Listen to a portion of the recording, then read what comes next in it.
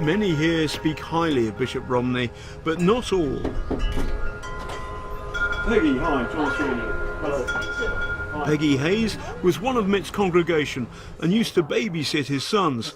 She's never given a television interview before. He looked like a typical young Mormon missionary, someone who just returned from serving a mission, so he was very clean cut and, you know, nice dark suits and white shirts and, you know, looked like a nice family guy. When Peggy fell pregnant, she got a visit from Romney. Having a child out of wedlock is frowned upon by the church, and she says Bishop Romney told her to give up her baby for adoption. I said, well, are you suggesting that I give up my child to the church?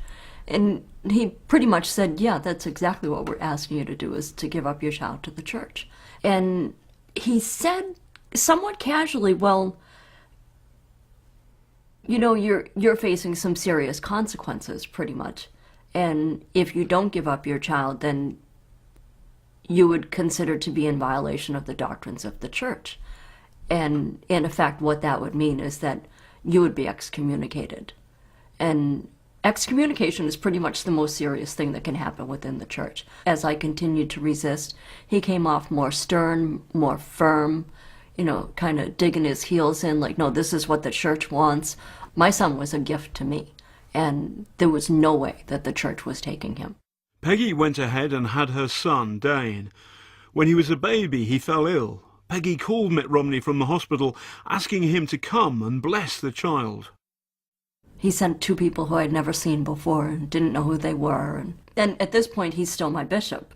And I felt like I was really reaching out to Mitt because I was scared and I was worried. And I perhaps wanted the blessing as much for myself as I did for Dane. And that he sent someone else was kind of hurtful. And I think that that was pretty much my last contact with the church. Peggy's son survived and is now 27, living in Salt Lake City. I'm so glad that I didn't listen to Mitt's advice. And if you could meet my son, we're so much alike. We're like two people that should never have been separated. Mitt Romney denies he threatened Peggy with excommunication.